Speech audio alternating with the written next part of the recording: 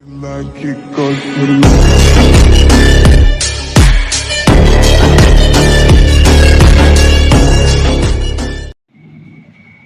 Students, welcome back to TSJ maths classes. మనము class 6 chapter number 2 whole numbers exercise 2.2 మనం చేసుకుంటున్నాం కదా. So excise 2.2లో ఈరోజు మనం 7th ఇంకా 8th ప్రాబ్లమ్స్ చూసుకుందాం. సో ఇక్కడ మనం 7th ప్రాబ్లం చూసినట్లయితే క్వశ్చన్ ఏమి ఇచ్చాడంటే, Chandana and Venu purchased 12 notebooks and 10 notebooks respectively. Chandana ఏమో 12 notebooks పర్చేస్ చేసింది, వేణు ఏమో 10 notebooks. The cost of each notebook is 15 rupees. ఒక నోట్బుక్ వచ్చేసి 15 రూపీస్ అంట students. Then how much amount should they pay to the shopkeeper. మొత్తం total amount వాళ్ళు ఎంత షాప్ కీపర్కి పే చేస్తాడో అది మనల్ని ఫైండ్ అవుట్ చేయమంటున్నాడు. సో ఫస్ట్ మనం ఎవరెవరు ఎన్ని బుక్స్ కొన్నారో మనం రాసుకుందాం.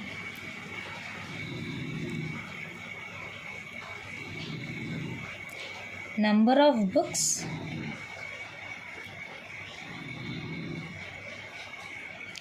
చందన పర్చేస్డ్. ఎన్ని బుక్స్ చందన పర్చేస్ చేసింది? 12.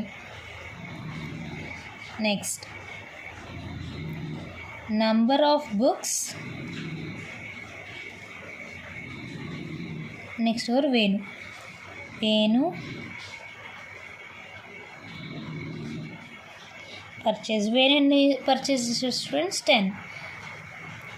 సో ఇప్పుడు వీళ్ళిద్దరు కలిసి ఎన్ని బుక్స్ అనేది పర్చేస్ చేశారు ఇప్పుడు మనం ఫైండ్ అవుట్ చేద్దాం. Total books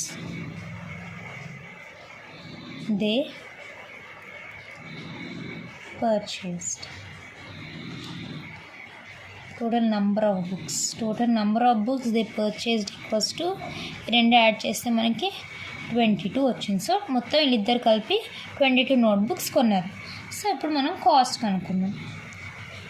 same previous problem 6 problem లాగానే ఉంటుంది స్టూడెంట్స్. కొంచెం cost of each notebook. Each notebook వచ్చేసి 15 రూపీస్ అన్నాడు. సో ఇప్పుడు మనం 22 బుక్స్ వచ్చాయి కదా. సో కాస్ట్ ఆఫ్ 22 నోట్బుక్స్ కనుక్కుందాం. Cost of 22 notebooks.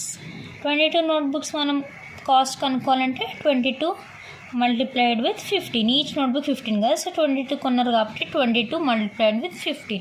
సో ఇక్కడ మనం రఫ్ కాలంలో చేసుకుందాం. 22 multiplied with 50. So 2 5s is 10. 2 5s are 10 plus 1 11. Leave 1 place. 1 2s are 2. 1 2s are 2. మొత్తం యాడ్ చేస్తే ఎంత వస్తుంది స్టూడెంట్స్? 330 వస్తుంది. సో ఇక్కడ రాసుకోండి 330. ఇప్పుడు మనం ఇప్పుడు మొత్తం కాస్ట్ వాళ్ళకి 330 రూపీస్ అయింది. సో ఇక్కడ ఫైనల్ స్టేట్మెంట్ రాదు. Therefore they should pay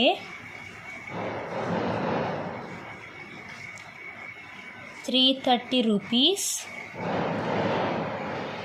to the shop keeper.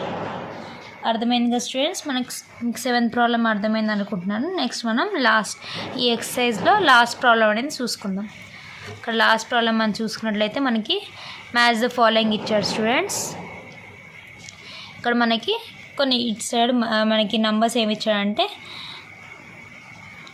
1991 plus 7 equals to 7 plus 1991. ఇక్కడ మనం చూసినట్లయితే మీకు ఆల్రెడీ ఇక్కడ అన్ని ప్రాపర్టీస్ ఇచ్చారు స్టూడెంట్స్. ప్రాపర్టీస్ మనకి ఆల్రెడీ మేము ప్రీవియస్ వీడియోస్లో చెప్పాను కదా. సో ఇక్కడ మనం చూసినట్లయితే 1991 ప్లస్ 7 ఈక్వల్స్ టు 7 ప్లస్ 1991. ఇక్కడ ఏం లేదు స్టూడెంట్స్, ఇక్కడ నంబర్ ఇచ్చి plus 7 1991 plus 7 equals to 7 plus 1009. ఇక్కడ మనకి చూడగానే మనకి ఏం ప్రాపర్టీ గుర్తొస్తుంది? మనం ఆల్రెడీ ప్రీవియస్ సమ్స్లో కూడా చేసాము. సో ఇదేం property? Commutative property under addition.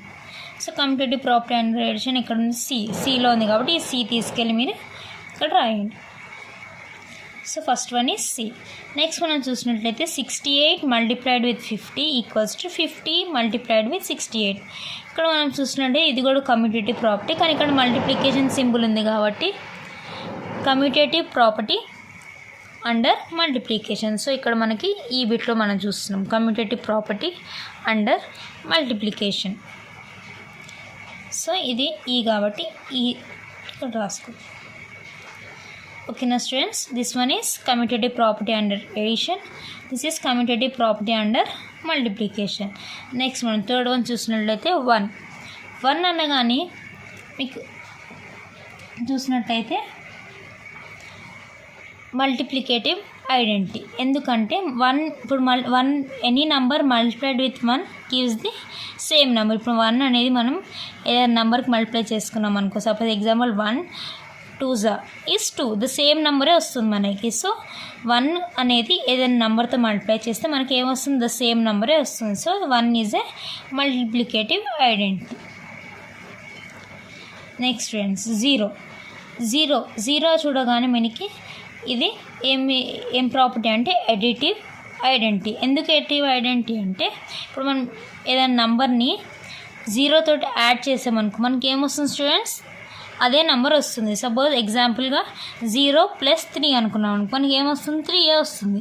So any number added with 0 gives the same number. So 0 అనేది ఎడిటివ్ ఐడెంటిటీ.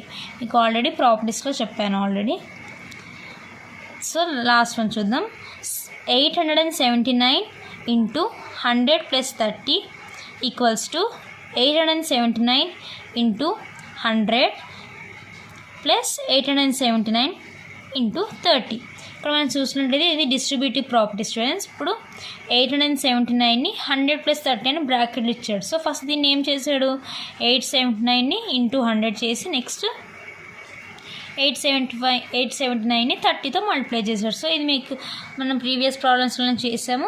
సో ఇది distributive property of multiplication. So distributive property ఎక్కడ ఉంది, డీలో ఉంది స్టూడెంట్స్. సో డి దీంట్లో రాయండి. సో ఇది maths the following students. So ఈరోజు మనం ఈరోజు వీడియోలో 7th ఇంకా 8th ప్రాబ్లమ్స్ కంప్లీట్ చేసుకున్నాం. సో ఈరోజుతో మనకి ఎక్సర్సైజ్ 2.2 కంప్లీట్ అయ్యింది స్టూడెంట్స్. నెక్స్ట్ వీడియోస్లో మనం నెక్స్ట్ ఎక్సర్సైజ్తో మీట్ అయిదాం. Okay students, thank you.